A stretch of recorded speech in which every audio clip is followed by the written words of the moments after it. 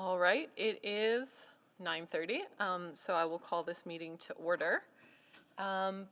Before we commence with roll call, I'd like to do a land acknowledgement. At this time, I'd like to acknowledge that we meet on the traditional land of the Treaty 6 territory, and acknowledge the diverse Indigenous peoples whose ancestors' footsteps have marked this territory for centuries, such as Cree, Dene, Saulteaux, Blackfoot, Nakota Sioux, as well as Métis, Inuit, and now settlers from around the world. And with that, I will go to roll call. Councillor Paquette? I saw him just log on, so I don't know if his sound is working. It's working now. There we are. Nice to see you this morning. Councillor Salvador. Good morning. And Councillor Principe. Good morning. And joining us as well, though not on the committee, is Councillor Rutherford and Councillor Wright. And remotely, I believe, we have Councillors Knack, Stevenson, Councillor Rice, Councillor Jans, and I believe that is... Here. Thank you. I believe that is the sum of members of council joining us this morning. I'll just note that there's some things in the orders that are not usual. We are commencing today on a Monday. Normally, urban planning is on a Tuesday. And we are adjourning. We are scheduled to adjourn at 10:45 so that community public services can commence at 11 a.m. So please be mindful of that as we proceed through the meeting today. Is there a motion to adopt the agenda? So moved. Thank you, Councillor Salvador. Any questions, changes? All right, members of the committee, all those in favor, please vote via eScribe. It's a good time to check and make sure that our eScribe's up and working. And if you are not sitting on the committee, but you're a member of council, please take this moment to log into eScribe. Please display the vote, as we'll be using it for questions. Thank you. Approval of the minutes. Councillor Principe. So moved. Thank you. That's the November 9th, 2021 Urban Planning Committee meeting minutes. Any questions? All those in favor, please vote.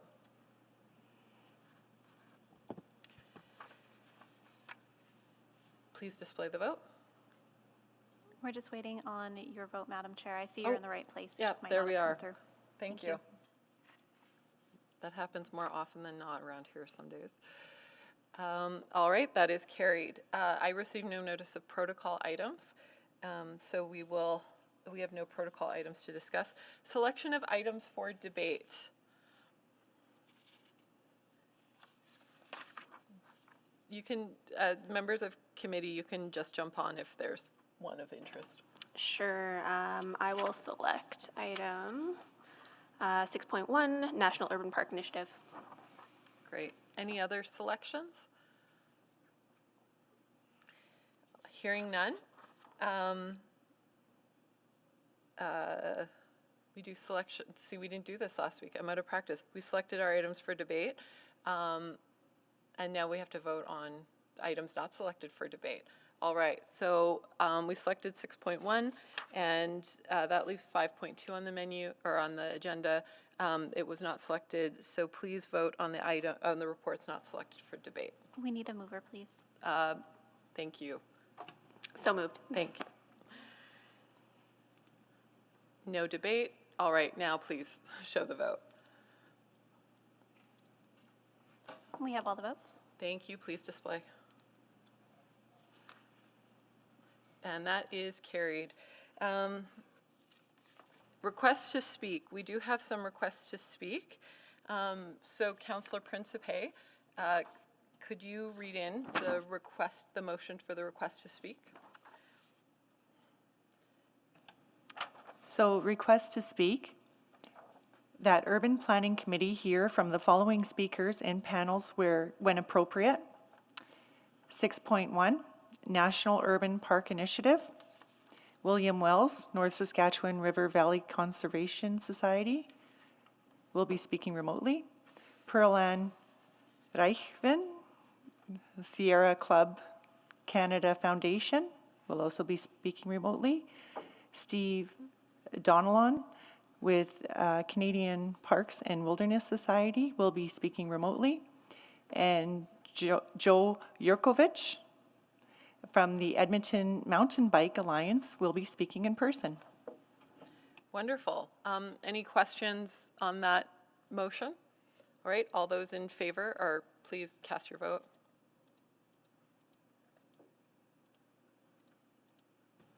We have all the votes. Please display. And that is carried. And we have no requests for time specific. So, Madam Clerk, I think I did your job earlier in reading back what has been passed, but if you wanted, if there was anything I missed, please. Sure, thank you, Madam Chair. This morning, Urban Planning Committee has passed the recommendation of the following reports without debate. Item 5.1, Financial Mechanisms for Heritage Buildings with a revised due date of January 18, 2020.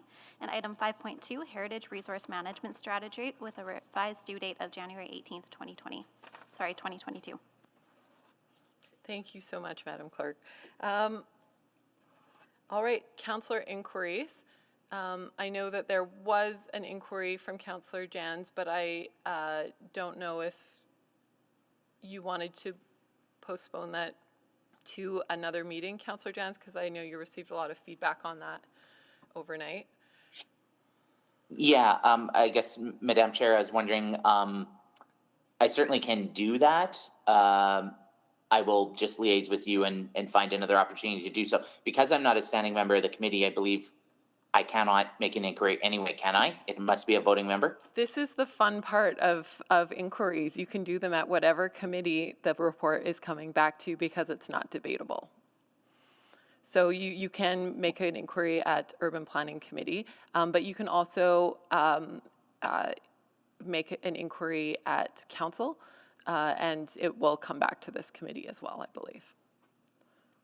Well, in the interest of good governance, I will liaise with the chair and follow up for another meeting. Sounds good. All right, so no inquiries today. We've discussed the reports to be rescheduled, and that takes us to 6.1. So this is the first, as administration comes down, I'm going to explain the process. We're going to get a presentation from administration on the recommendation, and then we're going to hear from speakers, and then we will have the opportunity to ask questions of speakers. And we're going to hear from the speakers all at once, so we can ask questions of them all at once. And then we can ask questions of administration. All right, so that gave you enough time, administration, to come down and set up your presentation. And so please proceed. It did, Madam Chair, and thank you very much. We're here today to provide Urban Planning Committee with information on a new federal program that will establish national parks in urban areas. Administration will share an overview of the program with Parks Canada and is very interested in hearing any feedback from members of committee here today. We are working on a working relationship between the City of Edmonton and Parks Canada, and the two parties will sign a statement of collaboration and advance preliminary work needed to better understand the feasibility of establishing a national park within the City of Edmonton. With me today here are Ken Schneider, Branch Manager of Planning and Environment Services, and Lindsay Butterfield, the Director of Urban Growth and Open Space, to provide an overview and answer questions. Over to you, Lindsay. Thank you, Stephanie. So as stated, we're here to provide the committee with information about the National Urban Park Program, including administration's potential next steps. So right off the top, I want to stress that there are no strings attached to preliminary conversations with Parks Canada. The Pre-Feasibility Assessment, which is what we're calling it, will seek a candidate site, determine partner relationships, and engage with stakeholders, so that that information can be returned to Council for more formal decision making. In the last federal budget, you may know an investment was announced of $2.3 billion over 5 years in Canada's natural areas, including funding for urban parks and ecological corridors. The stated purpose of the National Urban Park Program is to support conservation in urban areas and increase access to green space for city-dwelling Canadians. The City of Edmonton has already had some exploratory discussions with Parks Canada to understand the goals and objectives of the program, and the potential benefits of establishing a national urban park in Edmonton. Next slide. The city plan does not specifically contemplate the creation of a national urban park. However, Parks Canada's goals of conservation, access to nature, and Indigenous reconciliation align with a number of city plan policies and the Greener as We Grow Big City Move. Relevant policies include those that direct the city to protect and maintain a functioning and interconnected ecological network, improve access to the river valley, provide opportunities for recreation and celebration, and acknowledge and celebrate Indigenous heritage. The city plan themes of belong and preserve further demonstrate this policy alignment. Next slide. Parks Canada is working with a number of municipalities across Canada to establish a network of national urban parks. Urban parks of national significance under this program will not be the same as what we're familiar with. So most of us understand the National Park Program in the context of places like Elk Island or Banff National Parks. However, this city-focused program is reflective of an urban context and more readily recognizes the jurisdiction and partnership of local authorities.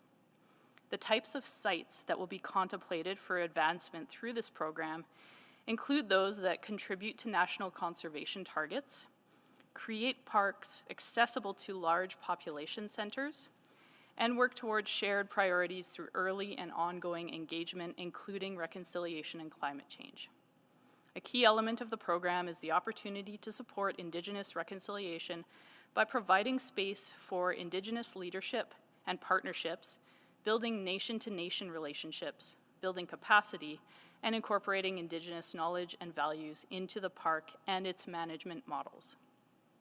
Parks Canada has indicated that they are interested in achieving these goals by conserving and restoring ecosystems, maintaining wildlife corridors, programming for exploration, education, and recreation, supporting public transit and active transportation, weaving Indigenous knowledge into the design and management of the park, and providing direct opportunities for Indigenous leadership. Next slide. At this time, no specific candidate site has been identified.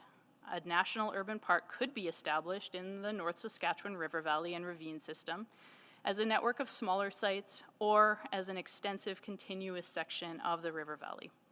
Natural areas outside the river valley, referred to as tableland natural areas, may also be eligible. So our participation in the program may create opportunities to protect and restore our green and blue network, to explore partnerships and co-governance opportunities with Indigenous nations and communities, access federal funding or share costs with Parks Canada, and provide unique recreational and cultural experiences for residents and visitors to Edmonton. Further engagement with municipalities in the Edmonton metro region, Indigenous nations and communities, environmental organizations, community groups, and the general public form part of the work to identify a candidate site, explore the governance model that we would want to adopt, and working relationships, and then of course understand our future operational and management requirements of a potential park site. Next slide. Parks Canada has indicated that a number of potential governance, funding, and management models are possible. So this is an opportunity for a unique made-in-Edmonton approach.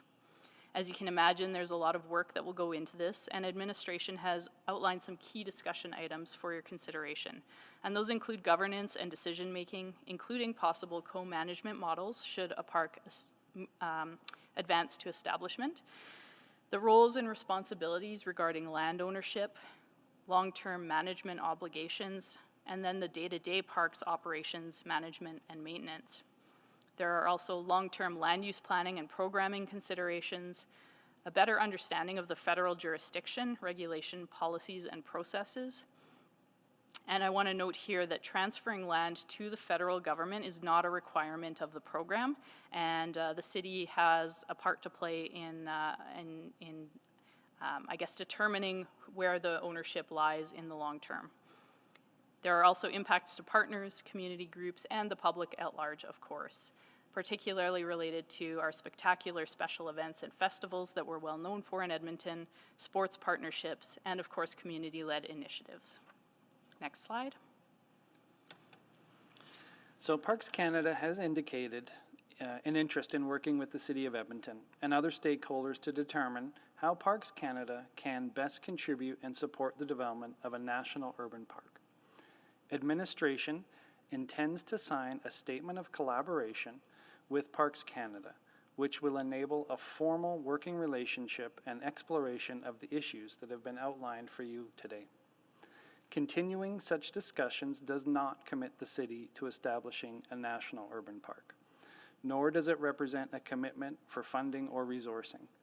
Administration will work toward a high-level concept for governance and potential site locations for Council's consideration prior to formalizing work that could lead to the establishment of a national site. Next slide. So that concludes administration's presentation, and we're available for questions. Thank you. Thank you. You can, ordinarily I'd ask you to step back, but you can remain in your seats.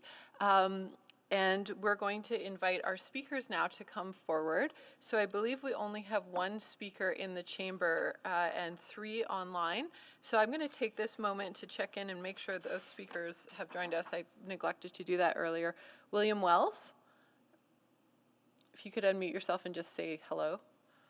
Hello. Great, thank you. Pearl Ann, and please forgive me for mispronouncing your last name, Reichwein? I am here, Madam Chair. Thank you. Steve Donnellan? Yes, I'm here. Thank you. Yes, and we have Mr. Yurkovich in the chamber. So how this will proceed, and Mr. Yurkovich, I think you can come down and get into position. At the bottom, I think we're seating people at the bottom left seat there, the seat to the left. You can sit.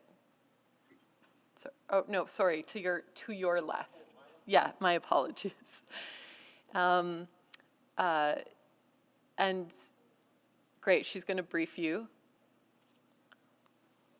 So, sorry, it's been a while since we've done this in person in chambers. So for the folks online, you get 5 minutes to speak, and then you'll get 5 minutes to speak each, and you'll go one after another. I'll call on you when it's your turn.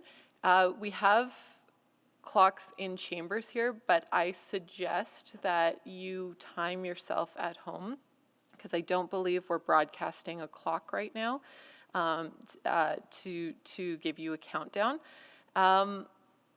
And after all the speakers are done, then we will go to questions from committee members and then non-committee members on your presentations, and that's pretty much how it goes. Some of you, I think, have been here before, but not everyone has, so I want to be very clear on sort of how we're proceeding today. So without further ado, Mr. Wells, you have 5 minutes. Good morning, Madam Chair and council members. Thank you for the opportunity for each of our 3 organizations to present to you this morning on this opportunity for the Edmonton region. I might mention that the slide deck is going to be addressed by the 3 of us in order. Next slide. I will present first on behalf of the society, followed by my colleagues on this topic. Just pause for a second, Mr. Wells. We'll pause your time as well. We're at 4 minutes and 30 seconds, thereabouts. Do we have the slides? We do. We're just going to get them up there for you. Okay, I just want to make sure that we can truly follow along with you.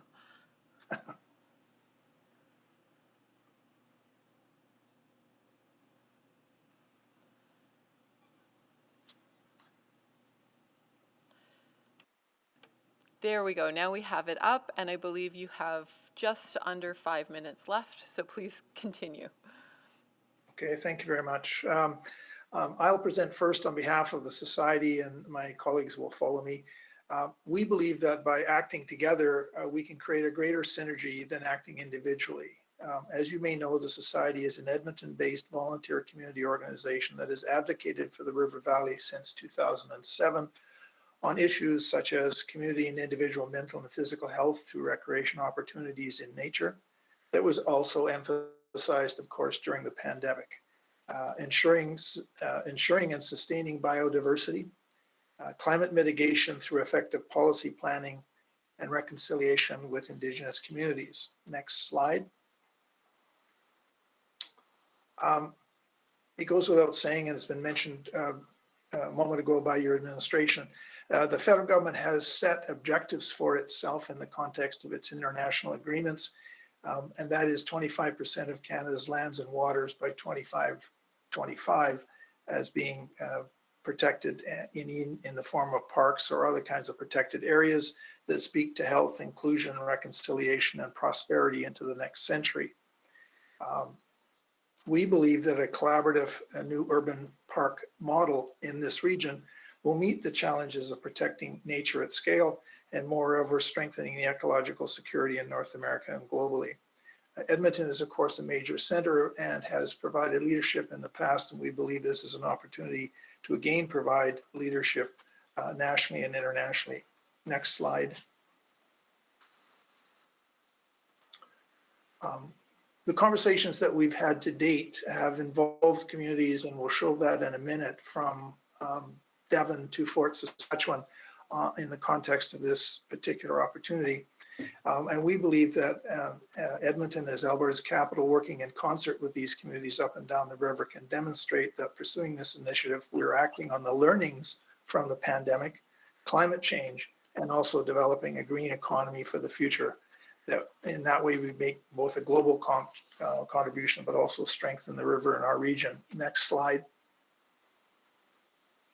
In June of 2020, we wrote a letter to the federal minister recommending the Edmonton region as an excellent site for Canada to advance its international commitments. The minister responded, directing his staff to begin meetings with us that resulted in the larger meeting on the table on the screen on April 19th. You can see who was in attendance at that meeting on April 19th. And obviously, the Parks Canada staff that were involved took away a positive impression of the Edmonton region's capacity, interest, and opportunities, which resulted in the minister naming Edmonton as one of the 7 potential sites for a new national park. Next slide. I'll try to move through these reasonably quickly. Hopefully the dark type will point out the key points.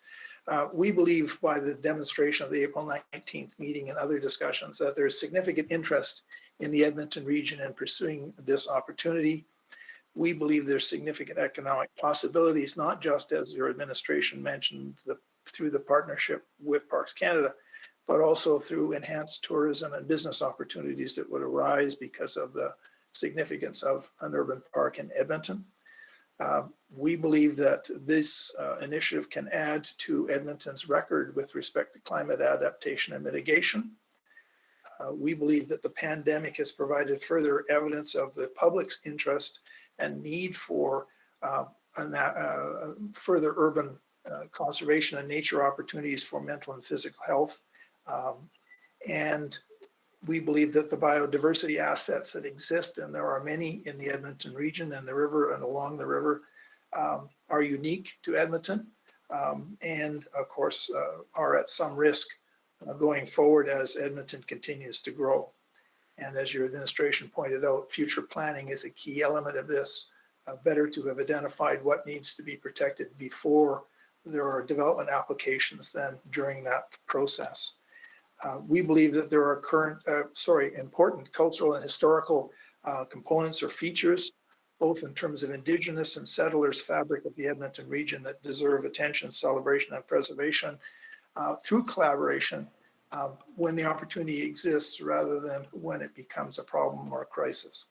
Our 3 organizations, having advanced the conversation with the Government of Canada to date, are also keen to continue contributing to the process your administration has highlighted, and we believe that other organizations are as well interested in participating.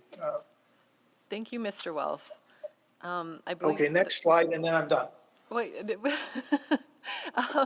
I think that was your time. The clerks are telling me that that was your 5 minutes, but perhaps we can come to some of the points that you're making in the next slide in questions. I'm sure there will be questions for you. Pearl-Ann Reichwein.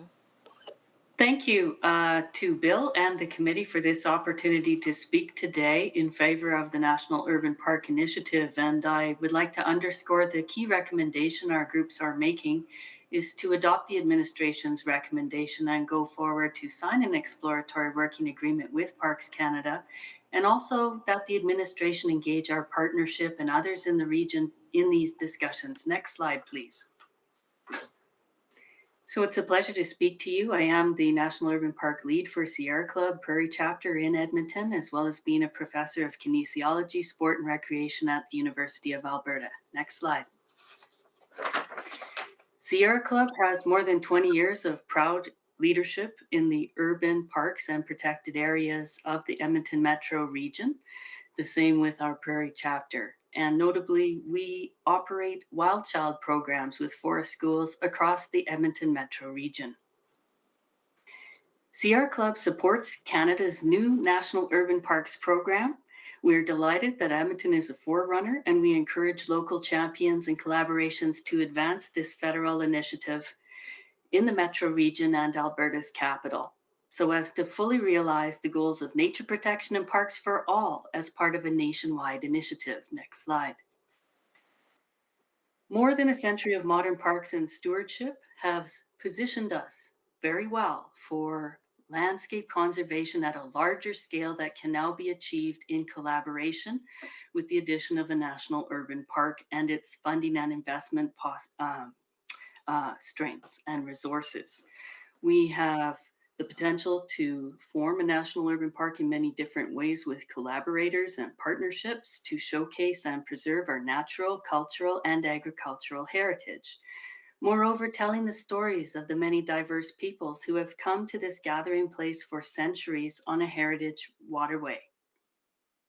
Landscape conservation at scale is perfectly in sync as per the Edmonton Metro Region Growth Plan 2020 and other federal and provincial strategies. We can achieve more through collaboration to achieve these goals as mutual objectives with a national urban park and its resources. Next slide.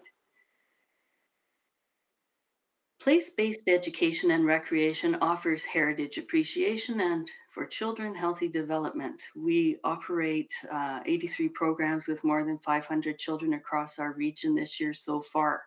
We aspire to collaborate with regional partners and Parks Canada to scale up these kinds of efforts and benefits for more children, families, and individuals in order to create a legacy of learning for our children and future generations who will look to City Council of 2021. Next slide. A wealth of post-secondary research and government institutions in our region offers capacity to support a national urban park, much as a national urban park would offer opportunities for education, research, business, and employment, so that the green jewels of our region continue to be healthy ecosystems that draw and retain population, especially, in my view, younger people, by connecting with the land and honoring this place and our elders. Next slide. Finally, a national urban park can address the critical grand challenges of our era that will require collaboration. We are keen to support this national urban park initiative for all of its benefits: climate change, mitigation, health, inclusion, decolonization, reconciliation, inclusion, and prosperity. And so we offer you our support and collaboration in moving forward with this initiative. Thank you. Over to Steve Donnellan. Thank you, Ms. Reichwein. Mr. Donnellan.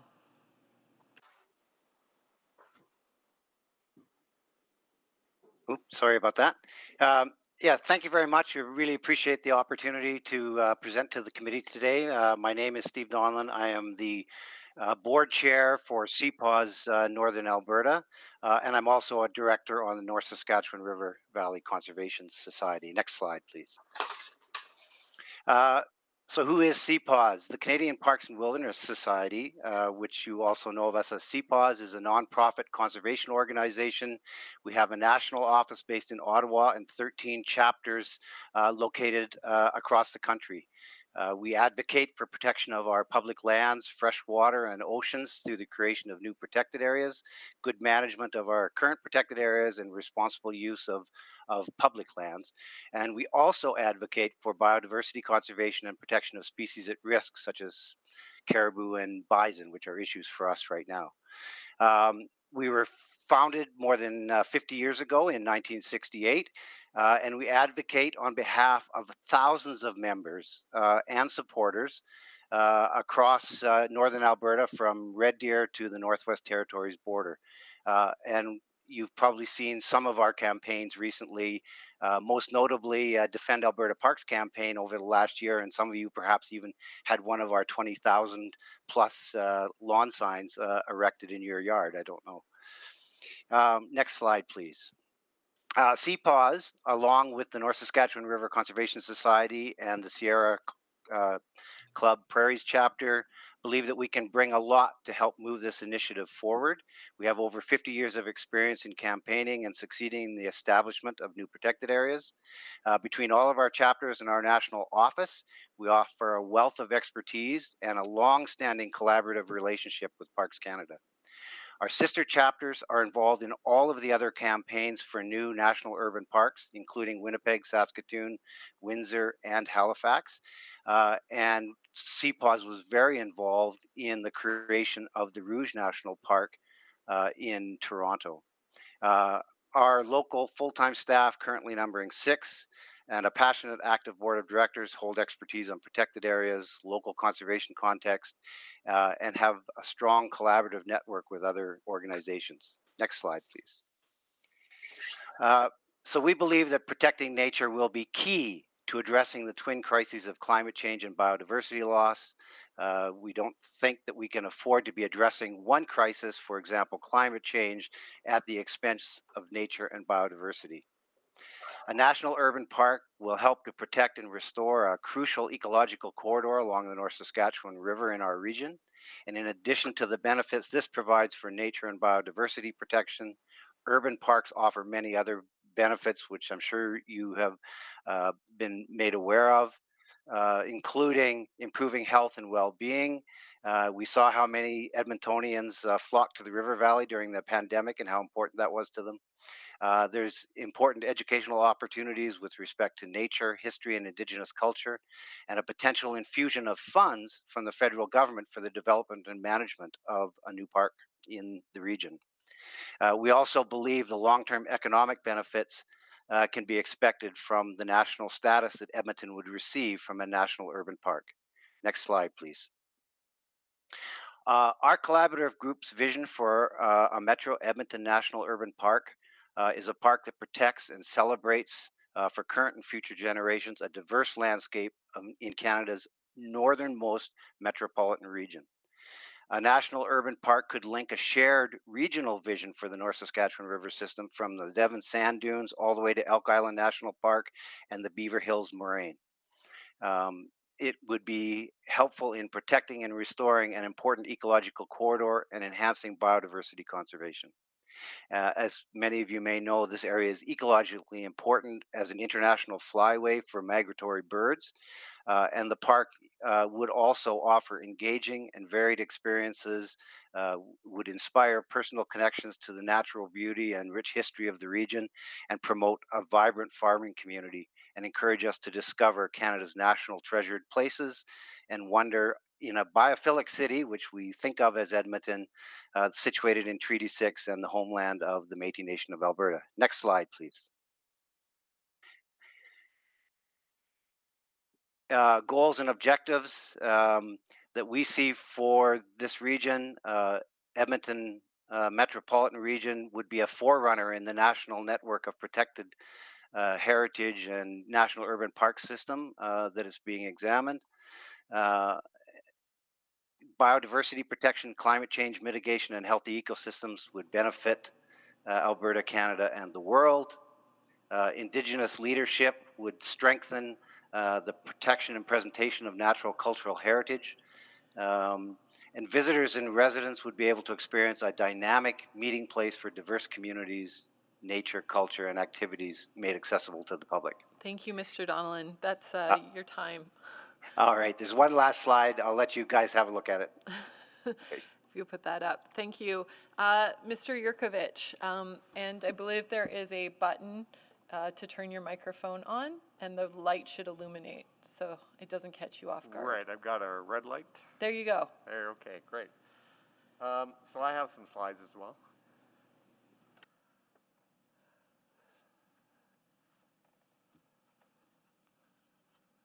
We're just waiting for those to come up here. And as you may know, there's a timer on the lights up front. You'll see green means go, yellow gives you a 1-minute warning, and red means your time has expired. Okay. I've timed myself, so hopefully I'll make the 5. You can also take off your mask while you speak, because thank you. because you're sitting down and you're enclosed. Great, thanks right. very much. No problem. Okay, so good morning, Madam Chair and members of Council and committee members. Again, my name is Joe Yurkovich. I'm the president of the Edmonton Mountain Bike Alliance, which EMBA. I'm very pleased to have the opportunity today to provide the new members of Council and this committee with some information about EMBA, and more specifically to provide our initial reaction to the National Urban Park Initiative. The first several slides of my PowerPoint presentation provide the background for you. Next slide, please. EMBA's been involved in maintenance of the natural trail systems in our river, valley, and ravine systems since 2005. Next slide, please. Some members of the committee may not know that while we are all very proud of our river, valley, and the extensive system of trails, the city does not recognize any of the natural surface trails as part of its official inventory of assets. So the city takes no responsibility to maintain these trails or for placing wayfinding or other proper signage on the natural trails. Pursuant to the formal written agreement that EMBA entered into with the city in 2018, EMBA is the only organization, volunteer or otherwise, and that includes the city of Edmonton, that takes responsibility for maintenance of the natural surface trails that are enjoyed by hikers, trail runners, nature enthusiasts, all in addition to mountain bikers. Next slide, please. The next 2 slides provide some information from the crowdsourced Trail Forks app showing the current popularity of the sport. You'll see from this slide that the Edmonton area ranks number 3 globally for hiking and trail running and number 4 for mountain biking. Next slide, please. This one gives you some stats as to members of EMBA and people who use this app to cycle. Next slide, please. EMBA generally agrees with the report's outline of the advantages and disadvantages of a national urban park for a river valley. We think this may be a way to finally have the natural trail system properly recognized and signed, and to obtain funding to help with maintenance of the system of trails. I should also mention that EMBA is doing a community-led program to finally develop the bike skills part that was part of the initial Queen Elizabeth Park plan. So hopefully funds would be available for that. Additionally, as the report notes, this may help to promote our city for tourism and as an attractive place to live and raise a family. Next slide, please. You'll see from this slide that the city of Edmonton does quite consistently promote mountain biking in our river valley. The second picture here is from the arrival hall at the Edmonton International Airport pre-pandemic. The only picture in that picture from the arrivals hall of the city of Edmonton is of mountain bikers in our river valley. Next slide, please. We agree that a potential disadvantage of the National Urban Park would be loss of control by our citizenry. As noted on the slide, we acknowledge the current River Valley Planning Modernization Initiative, which EMBA has made submissions to, and we believe that our organization, in addition to conservation organizations, should be involved in any discussion of the National Urban Park. We're also concerned about having to engage with another level of government in order to be permitted to continue our trail maintenance work, as we are already dealing with 2 city departments with very different perspectives and 2 ministries of the Alberta provincial government. We're particularly concerned because on investigation of the Rouge National Urban Park website, we are of the view that it is not an appropriate model for a national park in our region. Next slide, Next slide, please. You'll see here that the cycling page on the Rouge National Urban Park website indicates that cycling is prohibited on all hiking trails in the park. Next slide. The 1992 Ribbon of Green and the Southwest and Northeast Ribbon of Green plans both also speak to this prohibition of cycling on natural surface trails in preservation areas on the basis that this is necessary for ecological protection. In fact, that position is contradicted by the preponderance of scientific study on this issue. This first slide shows research available on the IMBA Canada website in respect of this issue. Next slide, please. This slide gives you some more recent and some very exhaustively researched papers on the topic. Next slide. In fact, the consensus of the research is that cycling is no more detrimental to natural trails than foot-based use. The main contributors to damage are poor construction and trail use in wet conditions. So as you progress both with the National Urban Park Initiative and the Ribbon of Green, which will be going to Council next fall, we ask that you keep this in mind and make your decisions on the basis of the science rather than for strictly political considerations. Thank you. Thank you, Mr. Yurkovich. I'll now open, I think the queue is for questions is open. Councillor Principe, you're on the board for questions of the speakers. Okay, thank you. Mr. Yurkovich, you had mentioned about Rouge National Park and the cycling was prohibited, correct? And Correct. now, is that more, do you believe, from the national side, or was it more the city that had determined? Well, we don't have any insight into that. We do know from our experience in the national parks we have in Alberta, like Jasper National Park, mountain biking is permitted in Jasper National Park. I think the only time that it's not is, say, in the summer at Five Lakes when they have busloads of tourists. They prohibit cycling there for the summer months.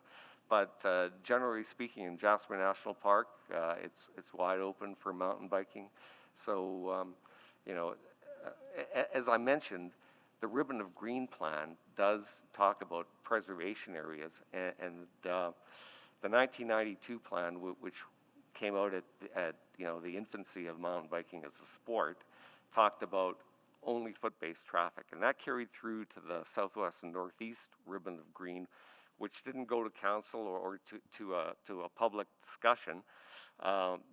Because you're going to consider the Ribbon of Green plan for the entire River Valley next fall when that comes to you. As I mentioned in my presentation, there's a lot of science that says that in fact foot-based traffic and cycling are on a par of the impacts that they have on the natural ecology, and really the thing to consider is that you should build the trails properly, which EMBA is all for, and that you should not ride them in wet conditions. And again, that's something that we advocate for because it just makes more work for us because we are the only ones who maintain these trails. So, you know, as I say, I don't think it's an appropriate model, but it may be that there were some specific issues there. And we are having that discussion. There's a lot of voices that you'll hear from, but you know, we have this perspective that seems to be based in science that cycling should be permitted where foot traffic is permitted. Okay, thank you. Councillor Salvador. Thank you, and thanks to all of our speakers. Yeah, I'll start with Mr. Yurkovich as well. So just building on that question, I guess my understanding is that there's a fair degree of flexibility in what would be set out in that national park arrangement, if you will. So not necessarily a direct transplant of what's been done with Rouge National. Do you think that there is that degree of flexibility to allow for Edmonton's mountain biking community to actually flourish more if we were to lean into this? I'm hopeful of that. As I said, you know, you in the city have an extensive consultation going on for the Ribbon of Green. I think you've heard from the mountain bike community in those consultations. And so, you know, it sounds like, you know, the collaboration with the city and involving groups like ours, you know, we could have a a proposal that would be tailored to Edmonton's unique circumstances. As we showed in our PowerPoint presentation, the city does at times promote this heavily, and this could be a great tourist attraction for the city of Edmonton. We've had Canada Cup mountain bike races, which is the highest level of mountain bike racing, right in our river valley at Kinsman Park. There were a couple of those. The cyclocross community are quite interested in our proposal for the bike skills part at Queen Elizabeth, because they think that they could promote Edmonton for national level or international cyclocross racing. So there's lots of opportunities to use the river valley and the parks to enhance our quality of life and to make this an attractive place to live. Fantastic. Yeah, and I think just to reflect back to everyone, over the past year I did have a number of conversations with folks in the mountain biking community, and it does sound like there is a bit of a gap between the city's involvement and what EMBA's doing. So being able to actually more formally collaborate with one another, I think that could, as you pointed out, result in some great tourism opportunities. And just to build on that tourism piece, I was hoping to jump over to Mr. Wells, if that's all right. Mr. Wells, are you there? You're muted. Yes, I'm here. Yeah, thank you. Yeah. I was wondering, you mentioned economic possibilities, enhanced tourism, business opportunities. Can you speak to that a little bit and potentially give some examples of how that would differ from our current position?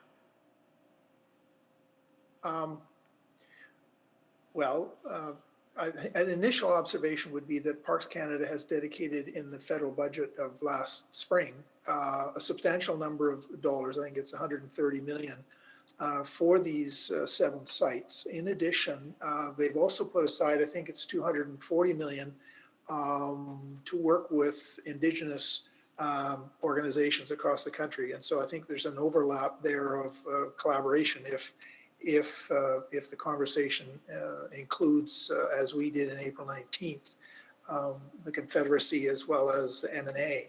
I think in addition, if there is a long-term plan, and I appreciate you have that for urban development, but in terms of what areas are to be protected, you may attract businesses knowing that there is that kind of long-term plan and stability.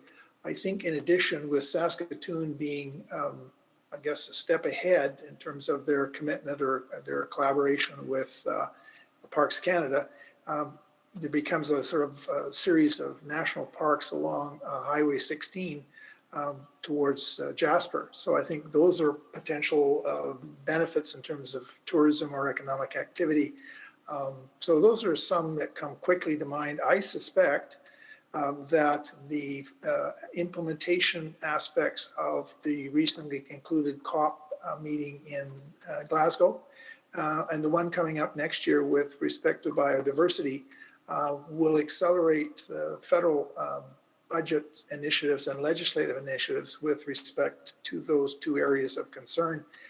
As you'll notice with the agreement in Glasgow about the Paris Agreement implementation formula, that there's now going to be an annual expectation of results. And so I think the federal government will be motivated on several grounds to advance those things. And I think those provide opportunities if Edmonton and region is in the game.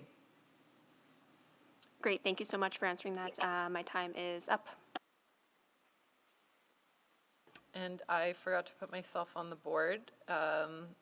So I'll go to Councillor Tang and then I'll come back. So you've been waiting. Thank you, Madam Chair, and thank you to all of our speakers for your excellent presentations. I want to start with Ms. Reikwang, Peroyan, and Mr. Wells. Recognizing this as a national urban park, I was wondering if you can speak to a little bit about the role of the provincial government. The reason why I asked that is, I see that they were an observer at your meeting earlier this year. As well, I'm very conscious of the current government's platform commitment for Big Island Woodbend, which advocacy has been going on for years. And I believe there are some dollar allocations for a master plan. And I'm just wondering how that commitment either collides or synergizes with this current vision. If I might just quickly comment and then I'll turn it over to Pearl Ann. our approach has been one of collaboration and trying to engage sort of a larger community. And that's the reason why, of course, we invited Alberta Parks, if you will, to the conversation. I think we need to keep them engaged in the discussion. Obviously, the province has made an announcement with respect to Big Island.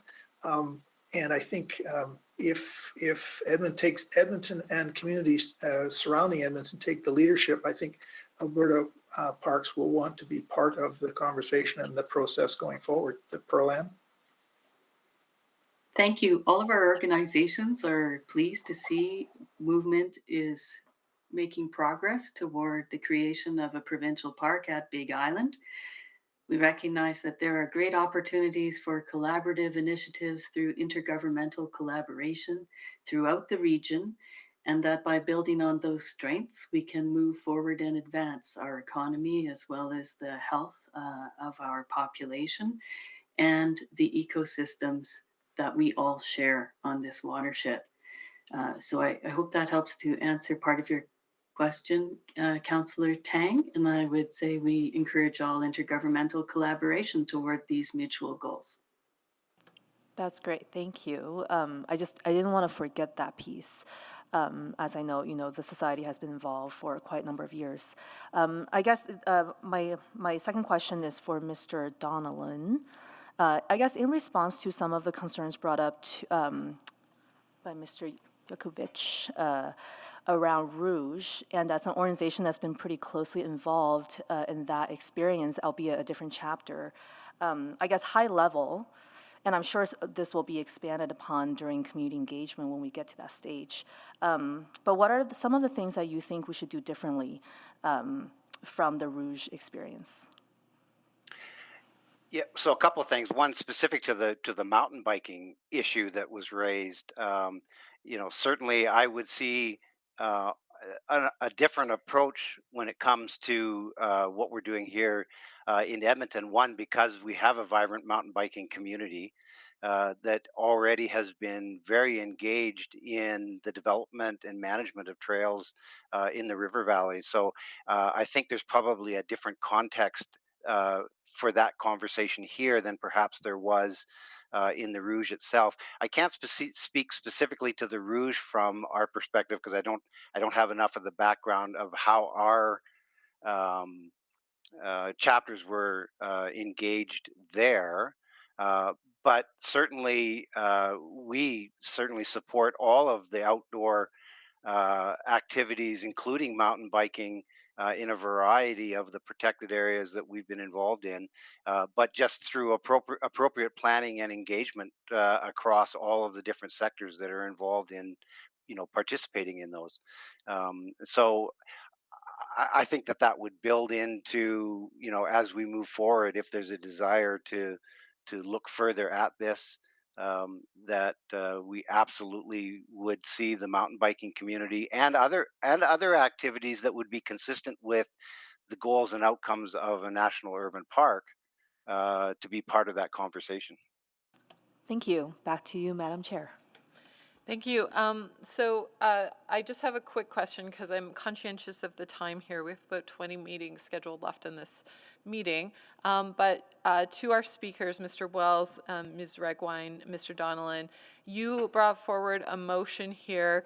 How I am interpreting that sort of request to committee around the adoption of administration's recommendation and a request to sign an exploratory working agreement.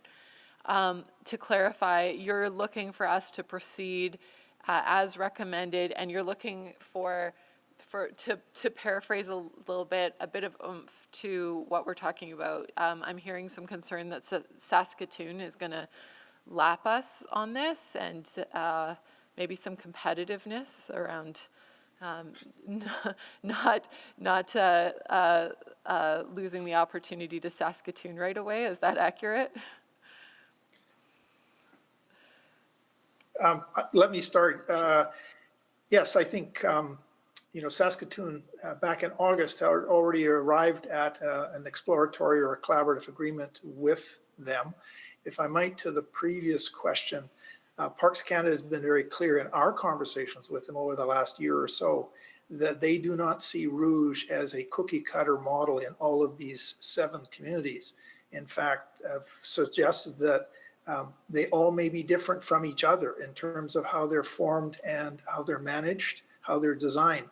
So I appreciate the concerns expressed by our fellow petitioner, if you will.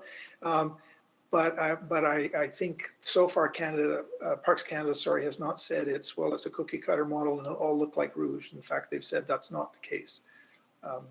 Hopefully that answered your question. But yeah, if other cities are able to capitalize on this, or other regions are able to capitalize on this sooner or instead of Edmonton, they get the competitive advantage. And Parks Canada has an international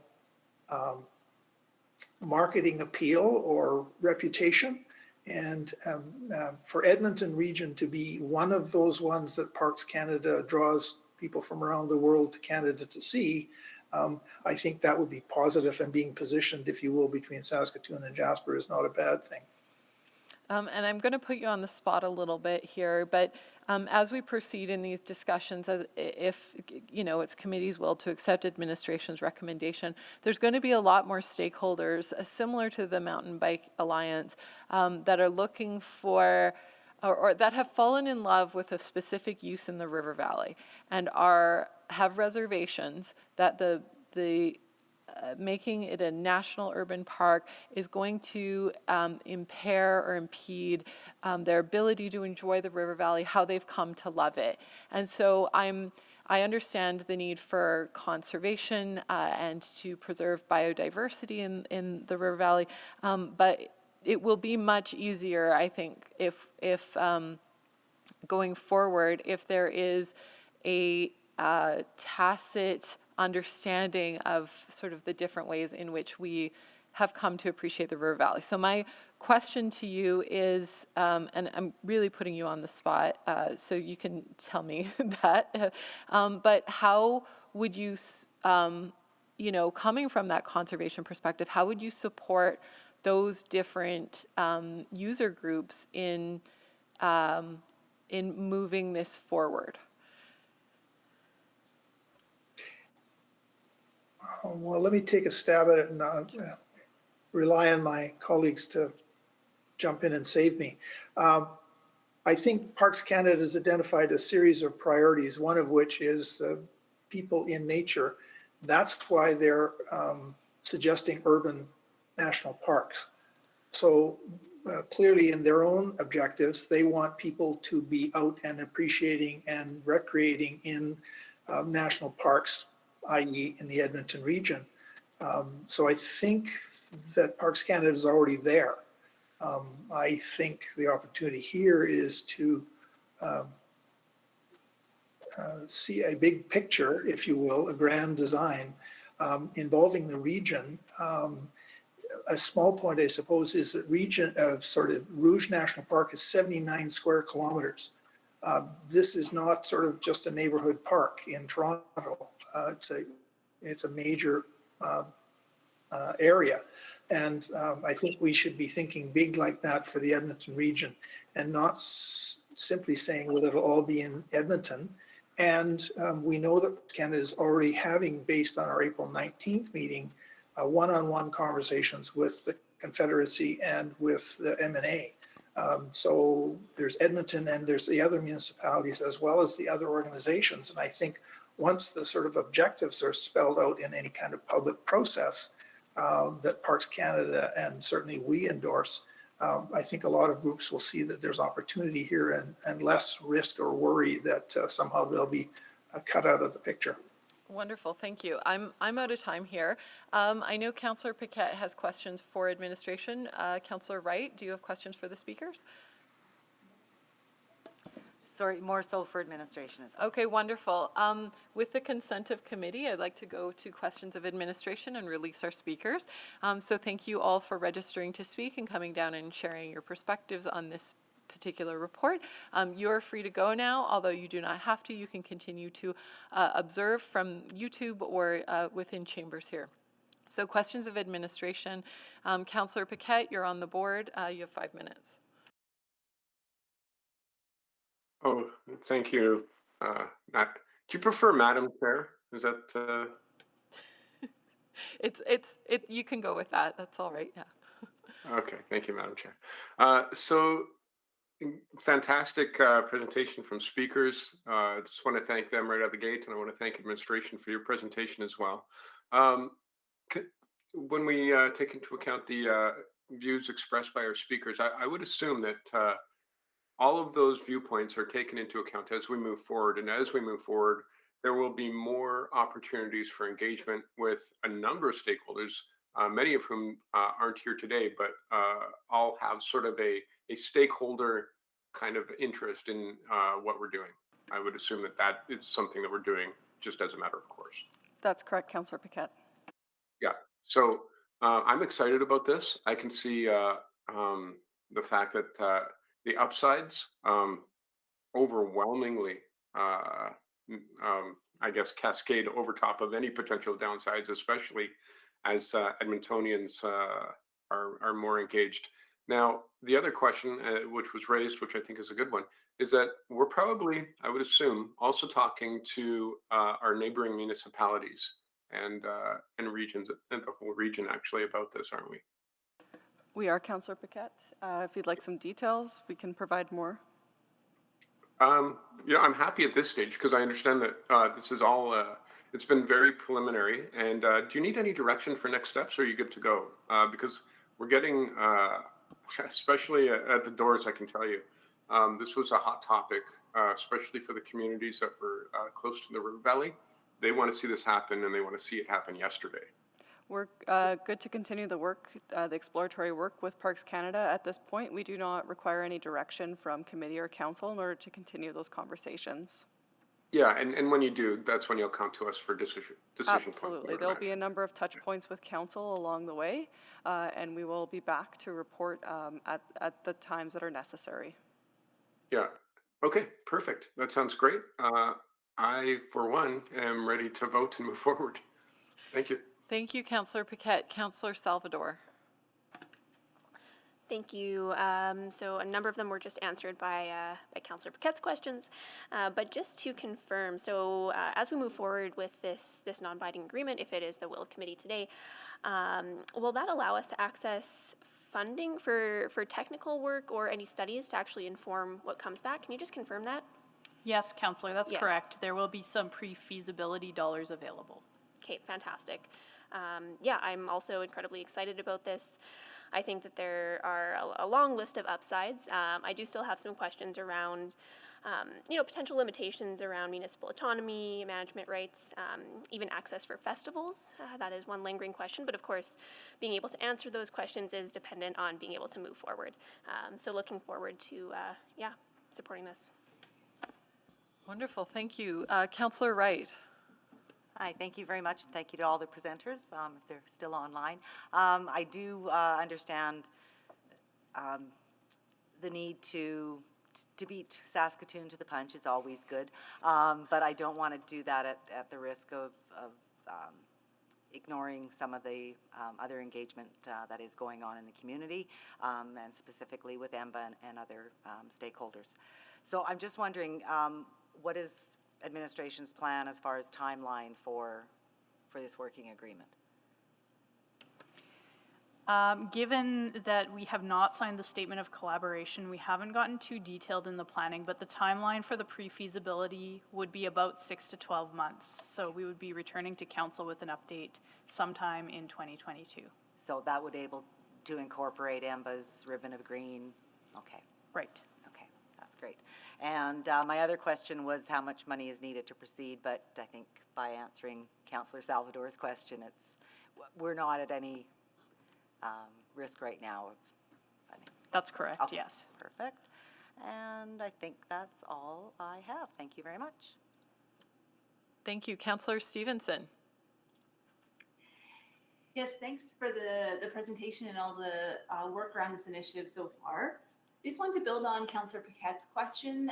Just wondering if there's opportunities for other regional or Indigenous partners to be signatories to the statement agreement. Not only do I think that really sets the tone for this being a very collaborative process, but it also would enable those groups to access some of that feasibility study money. So particularly for Indigenous groups who may be doing studies on some of the work as part of that. So just wondering if that's an option that's been explored or is possible. Councillor Stevenson, the statement of collaboration is between the City of Edmonton and the federal government, but we absolutely will engage with a wide variety of groups and understand the ability of being able to advance other city goals by engaging really widely in this work. And perhaps Ms. Butterfield could add some more details on who we plan to engage with. Yes, and I'd also like to point out that there is the possibility that there will be additional partners. So as Ms. McCabe pointed out, the statement is between the city and the federal government, but there's an opportunity for other partners to be engaged as we go along in our exploration. Certainly mapping our stakeholders and ensuring that there is a good seat at the table for the discussions is one of our top priorities for this pre-feasibility work that we're about to undertake. Great, I appreciate it. I think, it's just always ensuring that those groups have the resources they need to be full participants, but great to hear that you are working on that process to include many partners. Thanks so much. That's all I've got. Thank you. So I just want to clarify, because we had some speakers who presented us with a recommendation, and I think Councillor Stevenson was getting at this. I want to pull up the wording to make sure I addressed that specifically.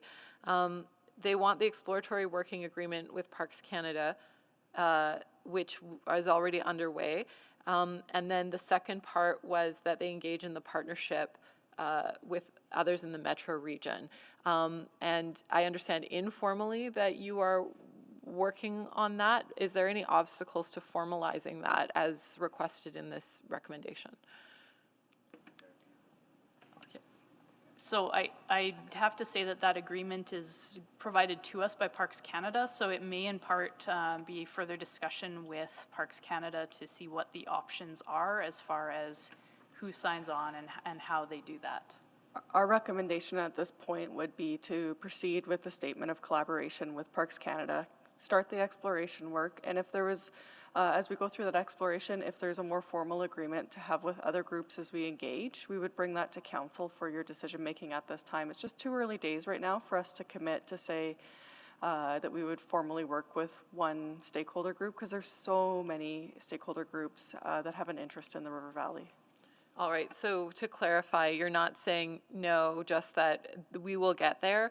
We just have to sort of understand the sort of full breadth of the undertaking before us. That's correct. All right, so it might come at a later point.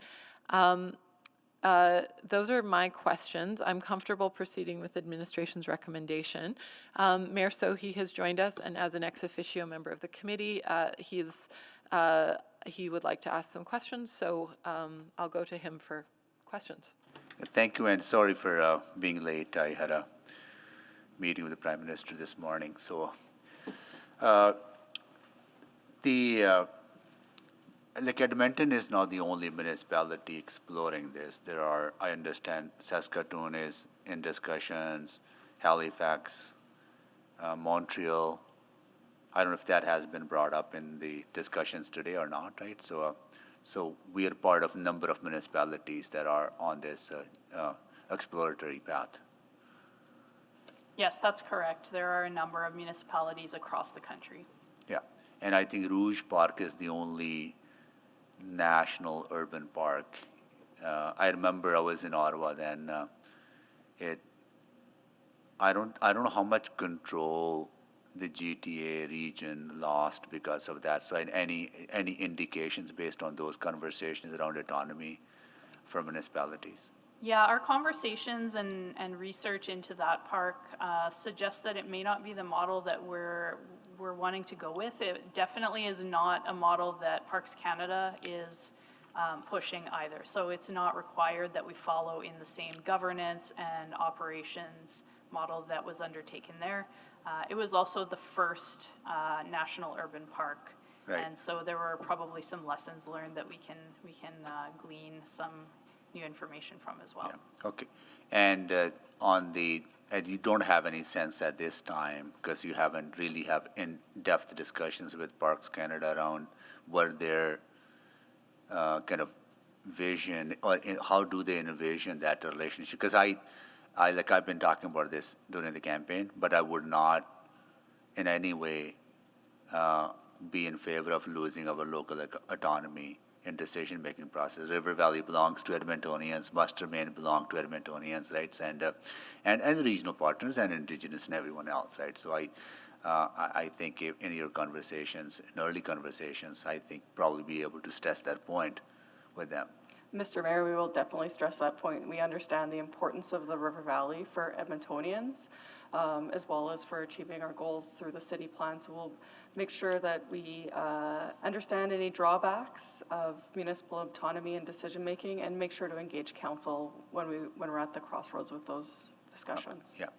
River Valley is also important to Indigenous communities, right? So I understand in your answer that there'll be conversations and engagement with various stakeholders, including Indigenous communities, into the future, sometime after you have initial conversations with the Parks Canada. But is there a way for us to give, and maybe they'll probably be 12 months, but is there a way to give us an interim update in the meantime, so that you're not getting too far ahead without including important stakeholders in the conversation? Mr. Mayor, yes, we could provide a memo. Memo will be good, yeah. Yeah, halfway through the process. Good. Okay, good. Thanks. Thank you, Mayor Sohi. And Councillor Rice, you have questions to administration? Yes, to Excellent. the administration. Can you hear me? Yes, we can hear you. Thank you very much. Thank you very much for today's speaker's presentation. I think that provides more information and to us, and also thanks to the administration side's great work on that. I have 3 questions. First, the question our Mayor Sohi already asked. I'm not going to repeat that because I have the same concern about the model, how we can ensure our city's control is not too much. So that's first question. And the second question from long-term perspective, and if the changing happened in federal priorities or leadership, and then do we have any strategy or plan B in place to avoid our city to stuck in a compromised position?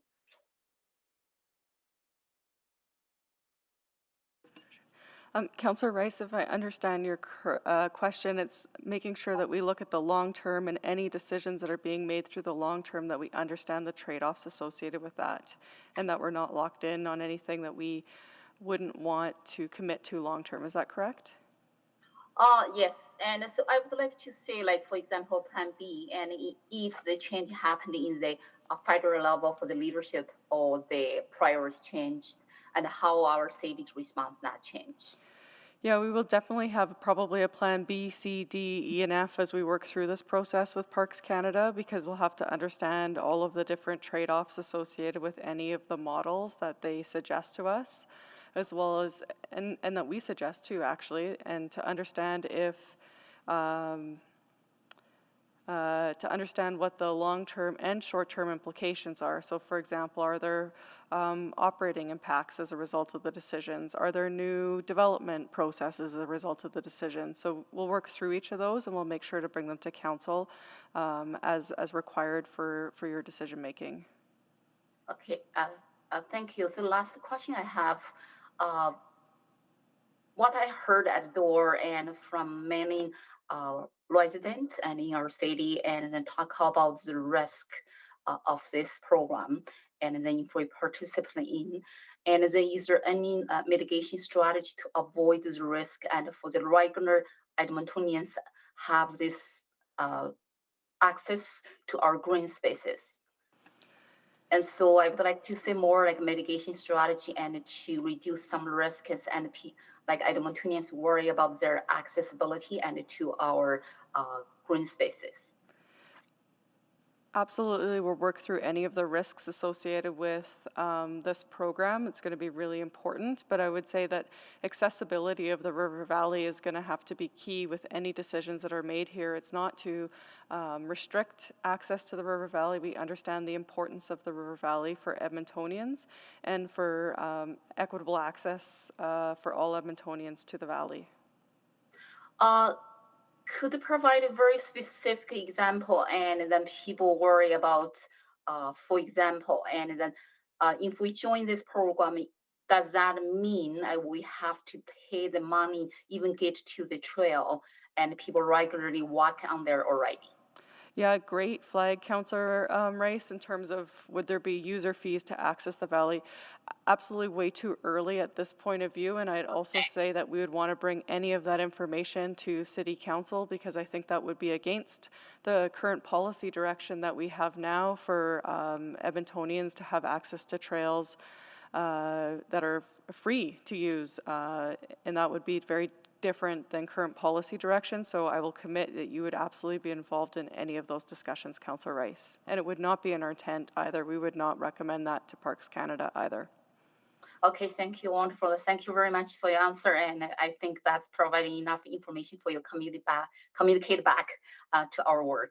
Thank you. Thank you. Sorry, there was no additional, administration had nothing to add to Councillor Rice's questions. All right, excellent. Councillor Paquette, are you going to move to extend orders? I am. Thank you. I'll do this. So moved to make it official. Thank you. And we're just extending to complete here, correct? Yes. Oh, you're asking me? Yes. Yeah, Yes. sorry. All right, I'll just look to the consent of the committee. All right, we're going to extend to complete here. So I see no additional questions from administration or of administration. Does anyone want to put the motion on the table? Mayor Sohi. I'll move the motion. Just looking for the.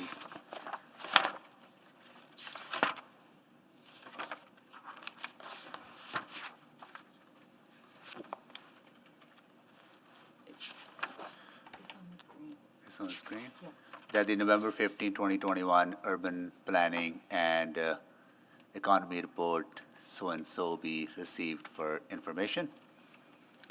Yeah. Thank you. And to clarify, that is to proceed, the recommendation is you're going to proceed with the work. We're going to hear from you, I think, in the springtime, correct? That's correct, but we will provide a memo. Yes. Wonderful. Midway through the process. No, this is, can I quickly speak? Yes, you can speak to This is an exciting opportunity for us to explore.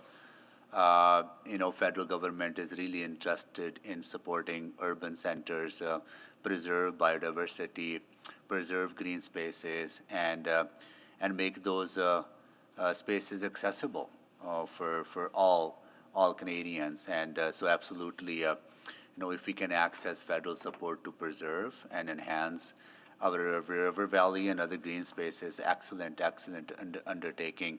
But at the same time, making sure that we will never cede control of our river valley, and will ensure that the river valley remains free and accessible to all users and all Edmontonians. Yeah. Thanks for that introduction. Any questions on the motion? I'm not seeing anybody on the list either. All those in favor, please vote in eScribe.